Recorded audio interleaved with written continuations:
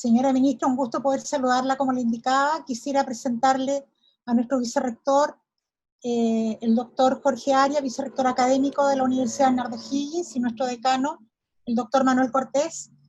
Las primeras palabras de bienvenida a don Jorge Arias, por favor. Muchas gracias, Verónica.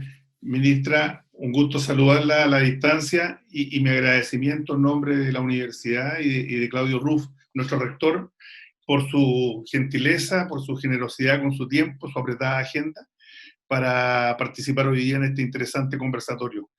La temática sin duda es apasionante. La universidad comparte plenamente todas las gestiones que ha realizado su cartera. Estaba revisando desde el año 2018, cuando se instala esta idea de una educación con enfoque de género, y por cierto las hace suyas, tanto en el currículum transversal del pregrado, como la creación de un programa de magíster en género e intervención social, pronto a iniciar sus actividades, y también la instalación de una unidad de género, de igualdad, mejor dicho, de equidad de género, que también pensamos ya implementar en este segundo semestre a nivel institucional para hacer patente todas las actividades que nos demanda a la educación superior, del sector privado en este caso, pero que nadie se puede sustraer, ni lo público ni lo privado, a las obligaciones que tiene el Estado chileno en materia de igualdad de género. Pero más allá de esas obligaciones, es el interés genuino de nuestra universidad por precisamente participar y hacer patente estas actividades. Un saludo afectuoso a todos los que están en la sala. Sé que muchos son estudiantes de pregrado, también de posgrado, a los directivos, y por cierto reitero mi gratitud con ustedes, señora ministra. Muchas gracias. Bueno, muchas gracias, vicerrector, don Jorge Arias. También saludar, ¿no es cierto?, a don Manuel Cortés, decano de la facultad, a la directora de educación, señora Verónica Barraza, y felicitarlos por esta nueva unidad, ¿no es cierto?, que están desarrollando en la universidad. Creo que es fundamental. Los centros de estudio juegan un rol demasiado relevante.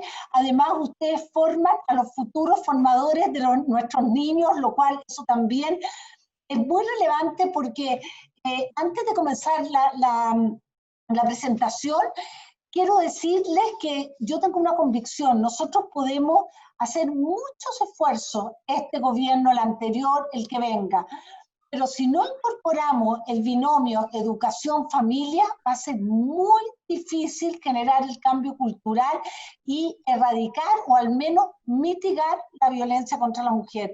Por eso para mí es tan relevante la señal que ustedes están dando. Se los agradezco enormemente. Tengo la convicción que avanzar en estas materias requiere un compromiso del Estado, pero de la sociedad en su conjunto también, y no cabe duda, yo siempre lo he postulado, que las universidades tienen un rol trascendental en la construcción de la sociedad, ¿no es cierto?, que los países definen, quieren tener para su futuro. Así que muchas gracias, don Jorge, le agradezco su invitación.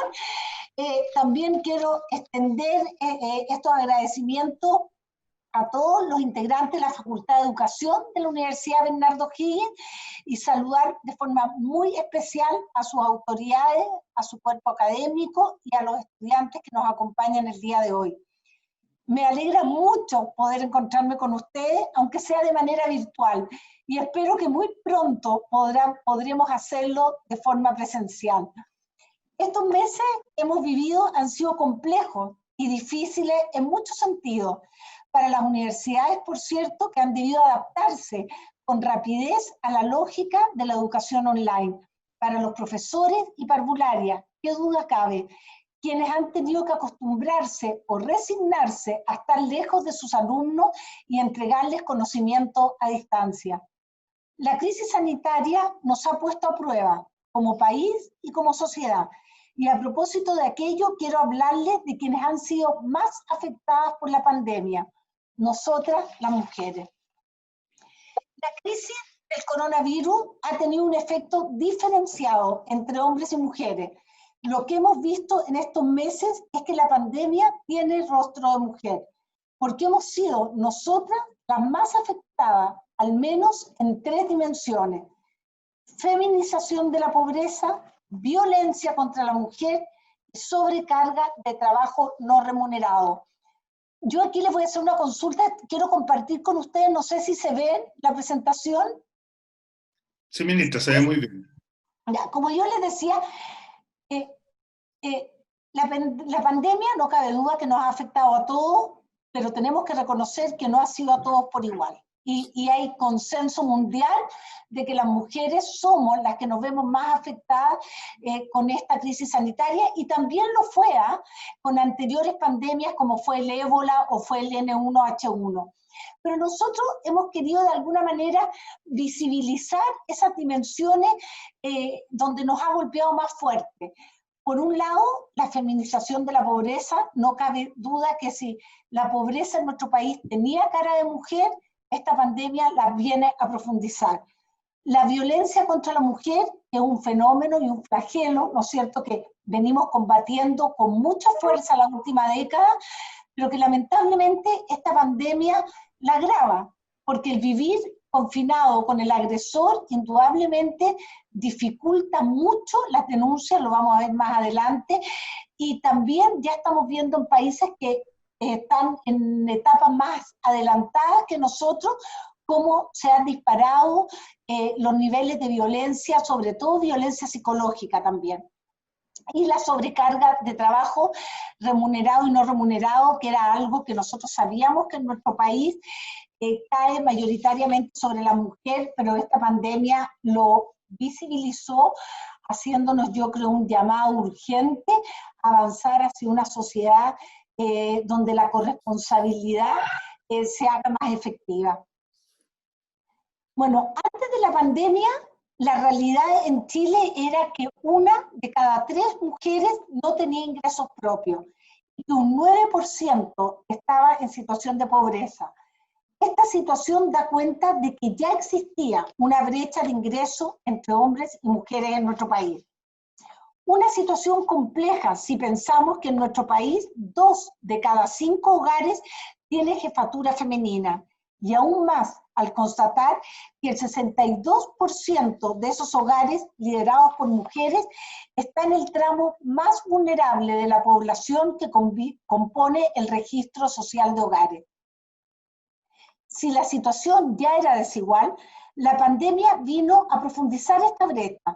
En solo 6 meses pasamos de un máximo histórico de participación laboral femenina. En enero de este año llegamos al 53,3%, a cifras que no veíamos hace una década.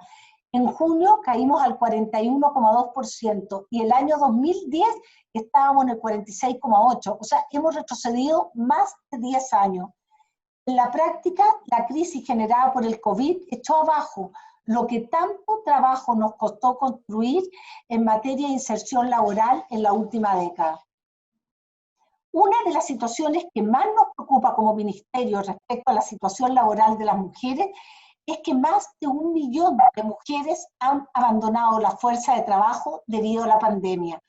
Actualmente, el 58,8% de las mujeres en edad de trabajar no lo está haciendo ni está buscando trabajo. Por primera vez, después de años, es que son más el número de mujeres que no está trabajando que el que está trabajando. Esto tiene relación, por un lado, con que los sectores de la economía más afectados por la crisis sanitaria han sido aquellos que más empleo dan las mujeres.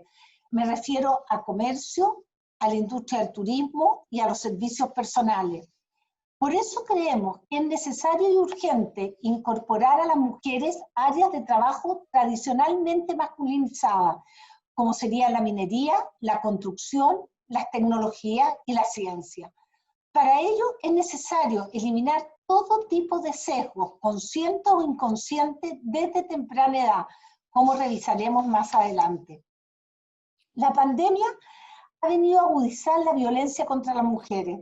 En Chile, al igual que en otros países, los estados de emergencia están exacerbando ciertos factores de riesgo, ya que se genera un aumento de las tensiones dentro de los hogares. Debido al confinamiento, las mujeres se han visto obligadas a convivir con su agresor, por lo que hemos observado un aumento de las llamadas a nuestros números de orientación y ayuda, pero una baja en las denuncias presenciales de hechos de violencia. Otra situación que hemos detectado a propósito de la pandemia y las cuarentenas asociadas como medidas sanitarias es la sobrecarga de trabajo no remunerado que están enfrentando las mujeres y que está afectando su salud emocional y su desarrollo personal. Según la última encuesta del Centro de Estudios de Datos y Longitudinales de la Universidad Católica, durante esta pandemia las mujeres han dedicado 32 horas semanales más que los hombres a tareas domésticas y de cuidado. Respecto al conjunto de tareas domésticas y de cuidado, 1 de cada 3 hombres no dedicaron tiempo a estas labores, mientras que el 90% de las mujeres declara sí haberlo hecho. Ahora, si nos referimos solo al cuidado de niños y niñas menores de 14 años, las mujeres nuevamente nos llevamos el peso, dedicando hasta 14 horas semanales más que los hombres. Además, durante esta pandemia, las mujeres dedicaron 3 horas semanales más que los hombres a realizar tareas escolares de niños o niñas adolescentes, mientras que 7 de cada 10 hombres no dedicaron tiempo a labores de cuidado ni de educación. Respecto a la educación de nuestros niños, un estudio del BID realizado en los cuartos básicos de colegios de bajo rendimiento en Chile el año 2016 reveló a través del análisis de clases grabadas que la interacción de profesores con estudiantes tenía ciertas diferencias por género. Lo anterior no necesariamente significa que esta interacción perjudica o mejora el rendimiento de los alumnos, pero sí logró evidenciar la existencia de estas diferencias. Por ejemplo, se detectó que los profesores dedicaban más tiempo a alumnos varones en clases de matemática y más tiempo a las alumnas niñitas para clases de lenguaje. También se evidenció que hay una marcada tendencia a corregir más a los niños que a las niñas. Hay diferencias por género en al menos estas 7 categorías que observamos en esta lámina. Es bien interesante ese estudio porque visibiliza algo que está inherente todavía en nuestra sociedad chilena, es inconsciente, pero que de alguna manera tiene un impacto en el futuro después de los niños y niñas. Otro punto importante son las diferentes actitudes de los profesores con respecto a sus alumnos. Esto proviene de sesgos conscientes o inconscientes que existen sobre expectativas de desempeño en niños y niñas. Estudios anteriores hallaron que al ser encuestados los profesores y profesoras, tenían la creencia de que eran las niñas las que hablaban más en clase. Sin embargo, al realizar la medición, se determinó que los niños hablaban hasta 3 veces más que las niñas. Respecto a este tipo de sesgos conscientes o inconscientes, no hay evidencia que pueda determinar, por ejemplo, que un niño es mejor en matemáticas o que una niña es mejor en lenguaje. Quiero terminar esta presentación invitándolas e invitándolos a avanzar en la construcción de una sociedad más justa e inclusiva, donde hombres y mujeres tengamos igualdad tanto en oportunidades como en derechos. Para lograr este objetivo es clave que trabajemos con las niñas y los niños desde temprana edad. Y ustedes son los grandes agentes de cambio, fundamentales para acelerar los cambios que necesitamos para avanzar hacia una sociedad más justa. Muchas gracias. Muchas gracias, ministra. Tenemos acá algunas preguntas, alguna pregunta que nos hace uno de nuestros estudiantes, que usted también puede visualizar. Isidora Fuente le pregunta qué piensa usted sobre las mujeres y niñas que han sido obligadas a tener hijos de su agresor. O sea, tremendo. Inaceptable, la verdad que ojalá eso no sucediera más en la vida, pero hoy día tenemos O sea, hoy día hay el aborto en 3 causales donde se puede acudir a ese procedimiento. Gracias, ministra. ¿Alguno de nuestros panelistas que tengan alguna pregunta para la señora Mónica?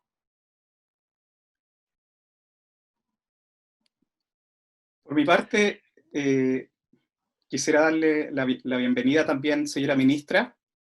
Soy Manuel Cortés, el decano interino de la Facultad de Educación. Y también, antes de plantear mi pregunta, darle también las gracias por esta instancia que también es formativa para nuestros estudiantes. Hay muchos estudiantes de la Facultad de Educación de las distintas escuelas conectados. Entonces, me llamó mucho la atención los mitos que usted mencionó, y creo que están muy arraigados, ¿cierto? Desde muy antiguo, tratar de dar una formación más en matemática a los varones y a las niñitas del lenguaje. Entonces, creo que ese tipo digamos, de nuevos enfoques son sumamente equitativos y también permiten que se vaya avanzando en el tema, que digamos, es la práctica que tienen los profesores en el aula. Entonces, si nos pudiese profundizar al respecto, dar más antecedentes, cómo ustedes han ido avanzando en esa área. Nosotros estamos levantando evidencia, tanto internacional, en este caso un estudio que se hizo acá en Chile, y es por eso que armamos una mesa, desde que yo asumí, reactivamos una mesa con el Ministerio de Educación. Queremos empezar a capacitar sobre todo a los profesores y profesoras de parvularias que hoy día están, empezar a hablar. Mira, los cambios culturales toman tiempo y hay que abordarlos desde distintas dimensiones. Muchas veces me pasa en algunas de las materias que nos afectan a nosotros, no solamente en materia de educación, pero sí que nos impactan a las mujeres, que me escriben y me dicen, ministra, hay que hacer esta ley, hay que hacer esta otra ley. Yo fui diputada y les puedo decir que creo en la importancia de las leyes y las señales que se dan, pero no nos podemos conformar porque una ley no va a cambiar una cultura, si no abrimos espacios de conversación como los que ustedes están abriendo hoy día, si no trabajamos con los profesores y profesoras que son los que están educando a las futuras generaciones, si no trabajamos con las policías, si no trabajamos con el Ministerio Público, si no trabajamos con distintas instituciones. Mira, por poner un ejemplo, el otro día llegó a mis manos un estudio que realizó el BID y la Universidad de los Andes. En Chile, el año 2020, hay una discriminación del 18,5% en la entrega de créditos en igualdad de condiciones. O sea, un hombre y una mujer con el mismo aval o con el mismo sueldo, o sea, en las mismas condiciones, pues yo puedo entender, porque al principio mucha gente decía, claro, porque las mujeres ganan menos, las mujeres tenemos menos cosas, entonces por eso. No, esto fue un estudio de campo que se hizo a lo largo de todo Chile y resultó que existe una discriminación y que se da sobre todo en aquellas regiones donde hay menos competencia. Entonces, tratamos de investigar un poquito más a fondo por qué se puede dar esto, porque no es orden del banco. O sea, no es que los bancos digan no o discriminemos, pero está acá en el ADN de los ejecutivos, de los que entregan el crédito. Pareciese ser que inconscientemente tienen más confianza en un hombre, pero por otro lado, la evidencia nos muestra que las mujeres somos mejores pagadoras. Entonces, estamos llenos de contradicciones que de alguna manera son una carga histórica que tenemos que ir derrumbando. Y como eso, tengo muchas anécdotas que me han pasado en estos meses y cosas que estoy leyendo, que te das cuenta que eso no es una ley. Entonces, requerimos leyes, pero también requerimos acciones que nos induzcan, ¿no es cierto?, a ese cambio cultural. La corresponsabilidad, por ejemplo, muchas de las mujeres que han salido a la fuerza laboral, de ese 1.100.000 mujeres que hoy día o no están trabajando o no están buscando trabajo, declaran, un grupo importante de ellas, que uno de los motivos es porque no tienen con quién dejar al cuidado a sus niños, porque hoy día muchos abuelos cuidaban a los nietos, hoy día por la pandemia y por la crisis sanitaria eso no está sucediendo, no están abiertos los jardines, no están abiertos los colegios. Entonces, esa madre, ¿qué hace? no puede trabajar. O vemos los niveles de angustia de muchas madres que están teletrabajando, pero están coeducando, están haciendo las labores domésticas y están realizando un trabajo productivo. Entonces, si no avanzamos en la corresponsabilidad, pero eso tampoco es una ley.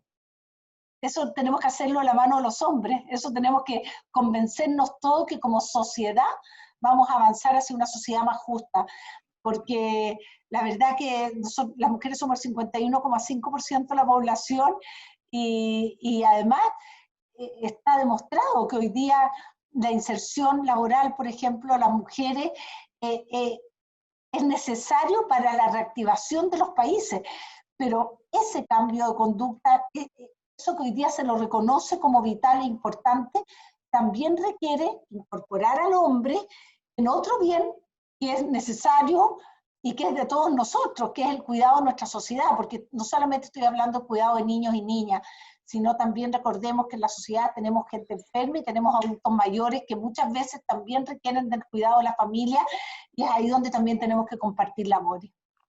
Ministra, hola, soy María Francisca Bertolio, jefa de extensión de la UBO. Quería hacerle una pregunta. En la conferencia interamericana de la mujer que tuvo lugar en la CEPAL en enero, se habló bastante de la carga laboral no remunerada, digamos, en la casa que tienen las niñas versus los niños y cómo esto puede afectar el rendimiento de nuestras niñas y por lo tanto sus oportunidades luego de acceder a universidad y a educación superior o a mejores trabajos. ¿Existe alguna medición en Chile o tenemos alguna información sobre cómo está afectando esto la educación de nuestras niñas, el trabajo remunerado que se privilegia en casa, que ayuden las niñas a los niños, digamos? Yo lamentablemente ese estudio no tengo, no estoy con mi jefe de estudio acá y me dice que no tenemos un estudio, pero qué buena idea me diste. Yo no estuve en ese encuentro de la CEPAL, fui un ratito, en esa época era la ministra Pla, pero me parece importante ver, ahora no me cabe duda que debe ser así, porque si el 90% de las mujeres estamos a cargo de los cuidados, esos son patrones que se repiten. A mí me ha tocado recorrer el país los últimos 2 años más de 3 veces por mi anterior trabajo como subsecretaria de Turismo y conversar con miles de mujeres emprendedoras, no emprendedoras a lo largo de todo el país. Y me encontré con muchas mujeres, por ejemplo, que se han postergado por cuidar a sus padres. Mujeres que incluso no se han casado, optaron por no tener una vida personal por el amor a sus padres.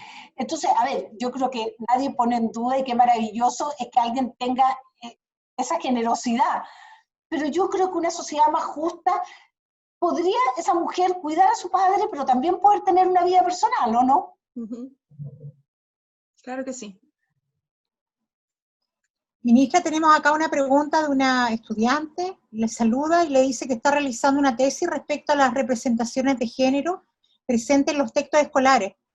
Le gustaría saber, en base a su opinión, cómo sería bueno abarcar una situación en donde exista una representación de género discriminatoria en un texto. ¿Cómo sería bueno abarcarlo en una sala de clases, por ejemplo? A ver, nosotros creemos que lo ideal a lo que tenemos que aspirar son a aulas donde las clases no tengan sesgo de sexo, o sea, pero precisamente por los ejemplos que yo les ponía, o sea, donde no que el hombre es mejor para esto, la mujer para lo otro, o etcétera.